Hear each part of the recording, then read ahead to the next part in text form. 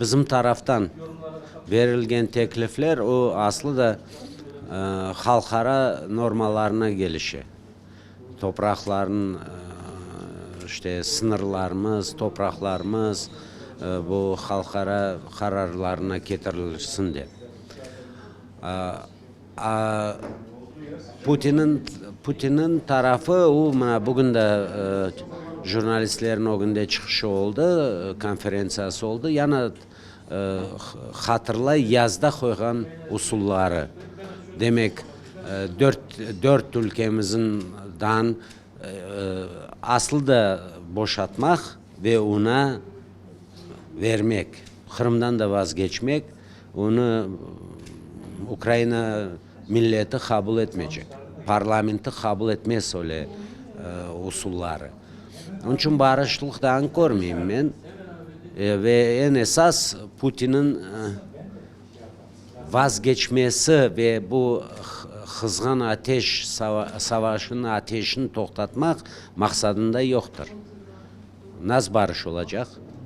İşte o açıkça söyledi o isteklerin. Sersem insan onunla oturup anlaşmaya bir kimse imkan tapmaz. Trump da onunla anlaşmayacak. Trump bugün söylegeni biz endi göremiz de bir haftadan değiştirebilir. Bakarız. Ama Ukrayna'nın başka imkanı yok. Nasıl cenk'e olgan cenk'in çaresini tapıp da Ukrayna tarafından çaresini tapıp ozu topraklarının, ozu serbestliğin korçalama. Kırım Tatar halkı 12 sene Kırım Ukrayna'dı. Ve bu boş ses değil, bu aslı düşünmek bu milletin geleceği. Bizim millet çok yaxşı anlayır. Rusya'nın dibinde kalsa milletin geleceği olmayacak, yok olacak. İşte bunu biz tırışamız anlatmaya hem bizim partnerlarga hem Ukrayna'da millet çok anlıyor onu. Ve mına şun geldik Türkiye'de kaç kere gelsek çalışsak görüşmelerde tırışamız ki milletin sesi, Kırım Tatar milletin sesin Erdoğan her yerde açıklasa yaxşı olur. Bakın bu İstanbul'un hatırladınız. Türkiye tırışa ozu meydanın vermeye bu görüşlerge. Ama daha bir kere Prezident Tayyip Erdoğan çıkıp söylemedi. Böyle usullarga razı olun.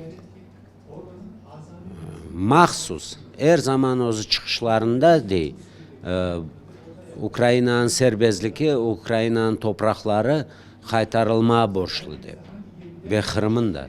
Ve Kırım Tatarların, Kırım Türklerin vaziyetini çok yaxşı anlay ve her yerde keskinle koyayık bu meselelerin.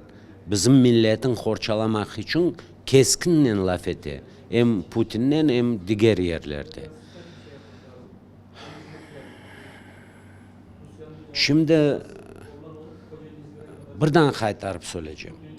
Bizim sesimiz aslında bizim bu anlaşmalarda yerimiz nerede deyip biz şimdi bu mesajın hem Avrupa hem Amerika hem Ukrayna'nın prezidentini seslendiremiz.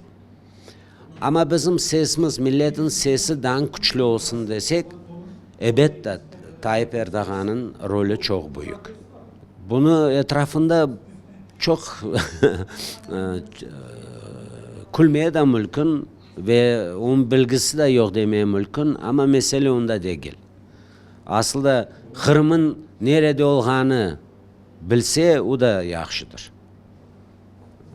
Ve işte yana kaytarıp söyleyeceğim.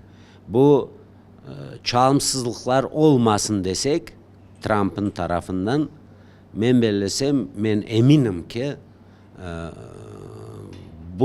bu anlaşmalarga Kırım Tatar'ın Kırım Tatarların milletin tarafından eğer de arkalı, eğer de Tayyip Erdoğan seslendirse bizim isteklerimiz çok iyi olur.